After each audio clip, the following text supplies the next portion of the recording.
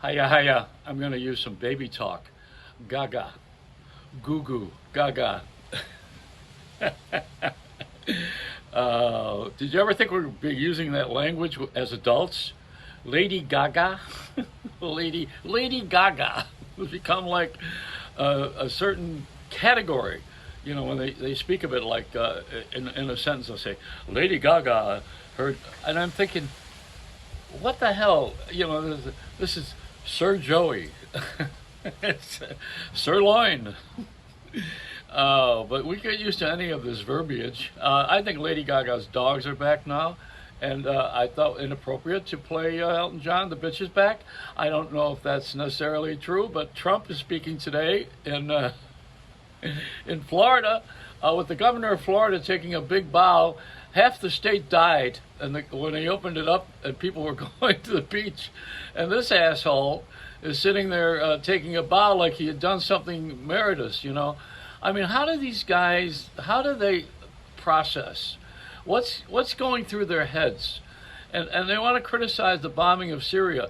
Well, the reason you bomb Syria is because they were going to destroy what we have in Iraq, and it's all a domino system because Syria is Russia, and we don't like them. They're not nice. Can you understand this? Russia is not a friend.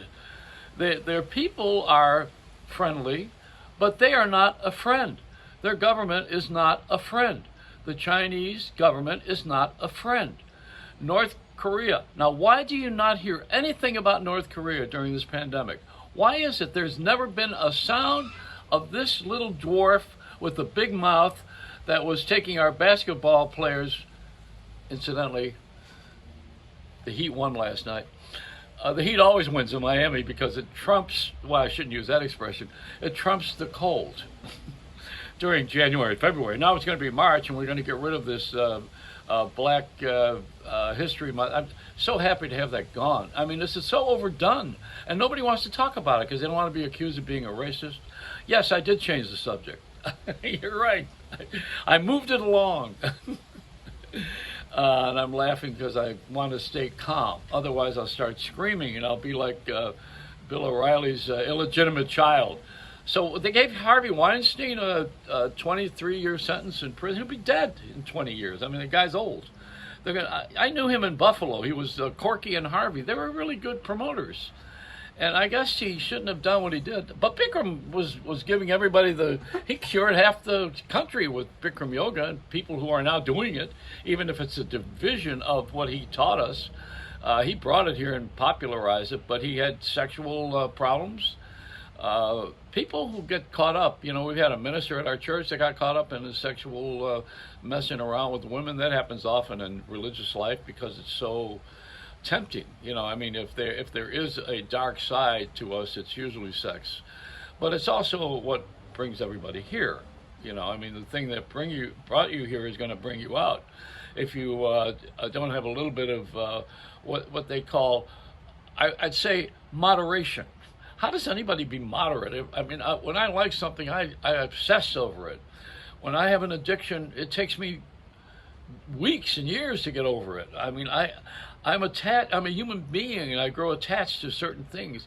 Isn't that what nature does? I mean, you know, you have a certain pattern, and animals do the same thing. But this is far too philosophical. The fact of the matter is that you can't screw around when you have a good, powerful position. Otherwise, you get caught, and when you get caught, you better have a good lawyer. And Giuliani is not one. He's not a good lawyer. It wasn't even a good anything. He was a good mayor of New York because he got rid of crime. But, you know, come on, the 9/11 made him look like he was a national hero. I'm saying a lot of things because I want you to read between the lines here. See, nobody's perfect in this world. Everybody is en route. This is a stage of rehearsal for the next life if you are religious.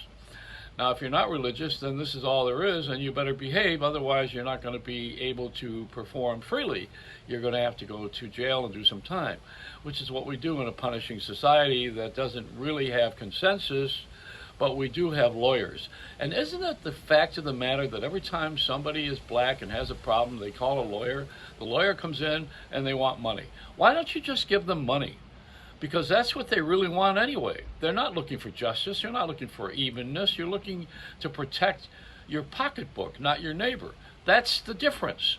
Now, if someone is pure and they say, I'm really going to walk along and try to help society because I'm interested in my neighbor, I'm interested in justice and the right of passage for everybody, that's a whole different deal. And there are those who do have that. But mostly it's about money. And we haven't come to terms with that because we graduated too many lawyers. That's the fact of the matter. We thought when we were kids in my age group that if you wanted to have dignity in the community, you had to be a lawyer or a doctor. And that's what we learned. You go to college. And now it's all about money. Now you learn about economy, investors, investments, reverse mortgages. Whoever thought you're going to have to buy the house again because you borrowed against this is so. Who figures this out? Who sits there and thinks these things out every day? How they're going to screw you?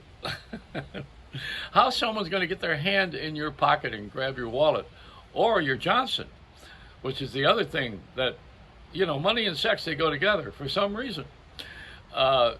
It's so far better to just not be famous and not be rich and just go like I am right now. See, nobody's going to bother me because they don't want what I have.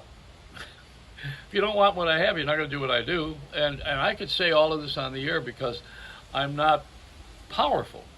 If I were Bill O'Reilly and one time Larry King or Oprah or any one of these people that had the spotlight on them, you get in trouble with people who want what you have.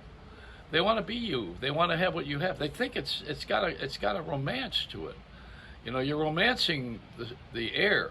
There's nothing romantic about this. As I've often said about performing in an arena with 60,000 people, you make love to an audience of 60,000 people, and then you go home alone. It's a Reynolds Wrap.